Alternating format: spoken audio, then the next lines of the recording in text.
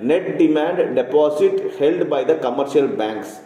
The money supply in India is generally measured in following forms.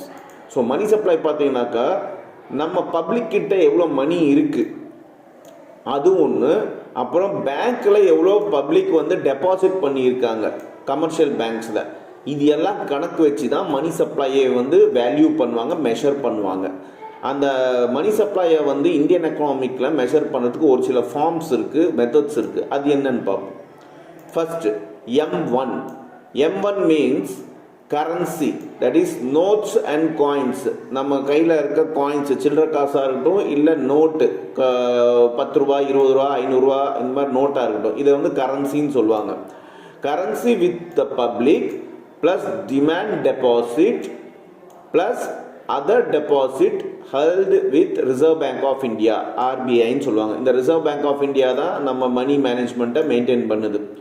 So மக்கள்கிட்ட எவ்வளோ currency இருக்குது, பணம் இருக்குது, ப்ளஸ் பேங்க்கில் எவ்வளோ டெபாசிட் இருக்குது, அது மட்டும் இல்லாமல் ஆர்பிஐ ரிசர்வ் பேங்க் ஆஃப் இந்தியாவில் வேறு என்னென்ன டெபாசிட்ஸ் இருக்குது, இதெல்லாம் சேர்ந்து தான் கரன்சியில் வரும். வேறு என்னென்ன டெபாசிட் அப்படின்னா என்ன, பணம் மட்டும் இல்லாமல் கோல்டு அது ஒரு டெபாசிட்ஸ் இருக்கும், பாண்ட்ஸு இது ஒரு டெபாசிட்ஸ் இருக்கும். ஸோ இந்த மாதிரி டெபாசிட்ஸை சொல்கிறாங்க. இதை வந்து M1ன்னு சொல்கிறாங்க, இதை ஞாபகம் வச்சுக்கோங்க.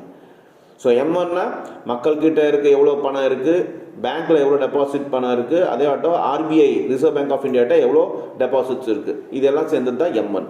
Next M2. M1 plus post office savings deposit. So post ஆஃபீஸும் பார்த்தீங்கன்னாக்கா நிறைய டெபாசிட் ஸ்கீம்ஸ் எல்லாம் இருக்குது, அதுலேயும் நிறைய பப்ளிக் வந்து டெபாசிட் பண்ணியிருப்பாங்க. PPFன்னு இருக்கும், RDன்ட்டு இருக்கும், நிறைய இருக்குது. ஸோ M1 ஏற்கனவே பார்த்தா M1 plus post office deposit சேர்த்துனாக்கா அதை வந்து M2ன்னு சொல்கிறாங்க. இப்போ M3. M1 plus time deposit of all commercial banks and cooperative banks excluding inter bank time deposit. Time டெபாசிட்னு சொல்லுவாங்க. ஒரு பர்டிகுலர் வருஷத்துக்கு இவ்வளோ டெபாசிட் வந்து கமர்ஷியல் பேங்க்லேயோ கார்பரேட் பேங்க்லேயோ நம்ம பப்ளிக் போட்டு வச்சுருப்பாங்க. ஸோ M1 ப்ளஸ் இந்த time deposit in commercial bank சேர்த்தனாக்கா அதுதான் M3ன்னு சொல்கிறாங்க. Next M4.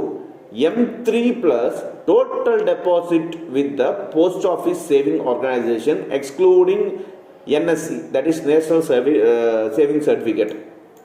போஸ்ட் ஆஃபீஸில் பார்த்தீங்கன்னா நிறைய ஸ்கீம்ஸ் இருக்குது, PPFன்னு இருக்குது, NSCன்னு இருக்குது, இந்த மாதிரி நிறைய ஸ்கீம்ஸ் இருக்குது. அதில் இந்த NSC நேஷ்னல் சேவிங் சர்டிஃபிகேட் தவிர